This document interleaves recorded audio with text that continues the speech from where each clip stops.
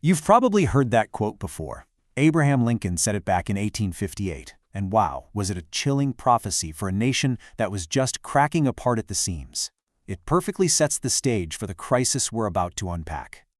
So we're diving into how, in just 2 incredibly short years, Abraham Lincoln and the brand new Republican Party came to power, and it was a triumph that, believe it or not, would directly lead to the nation's absolute greatest catastrophe.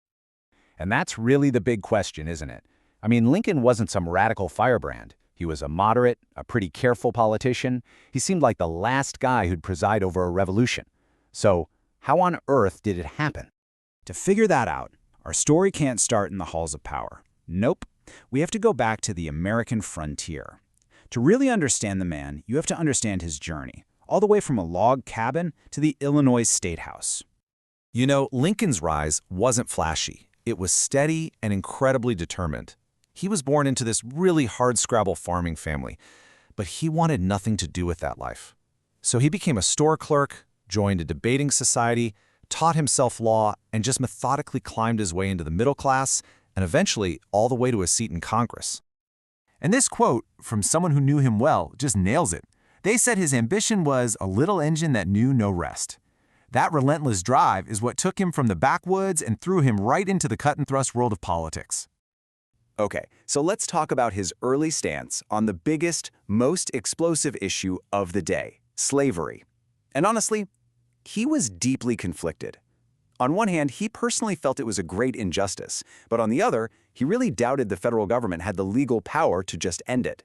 His solution was, well, a classic middle-of-the-road compromise, a gradual, compensated end to slavery, and even supporting the idea of colonizing freed slaves in Africa, a policy that, you guessed it, made almost nobody happy. After his one term in Congress, Lincoln actually got out of politics for a while. He was pretty disgusted with all the bitter fights. So what could possibly drag him back in? Turns out it was a single piece of legislation that changed everything, for him and for the entire country. That law was the Kansas-Nebraska Act of 1854. You see, this thing basically blew up decades of fragile compromise by saying that settlers in new territories could just vote on whether or not to allow slavery. For Lincoln, this was a profound shock to the system. And this is the absolute key takeaway.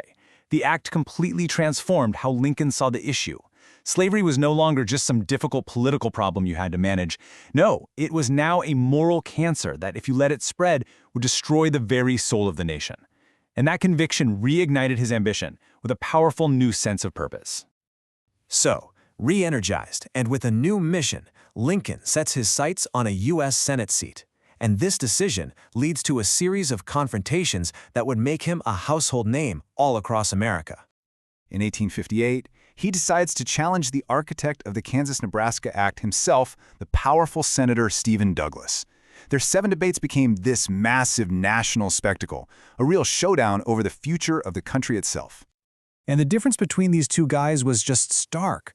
On one side, you had Douglas, pushing popular sovereignty and openly arguing for white supremacy. On the other, you had Lincoln. Now, he wasn't arguing for full political equality, but he stood firm against slavery's expansion and famously warned that a nation couldn't survive permanently half slave and half free. He predicted it would become all one thing or all the other.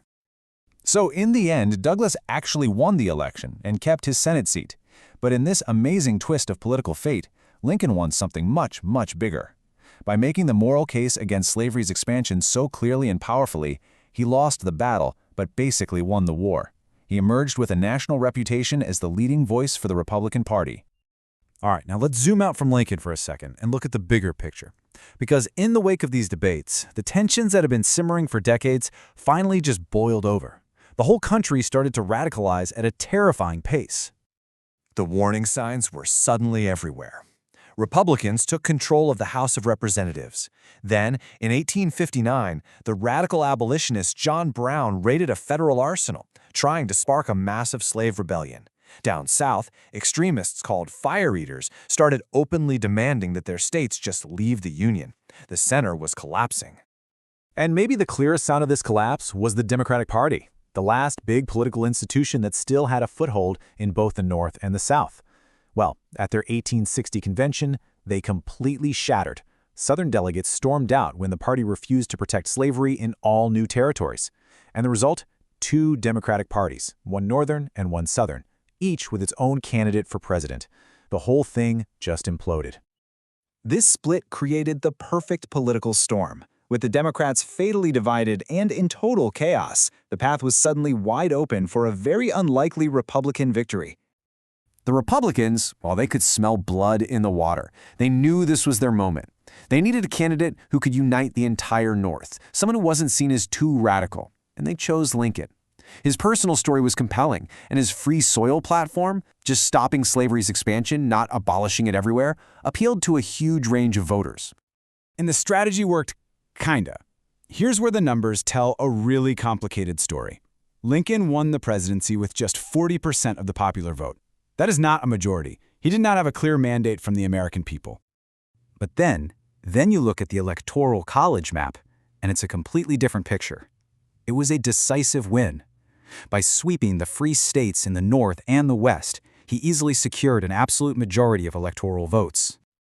Now this number is just staggering.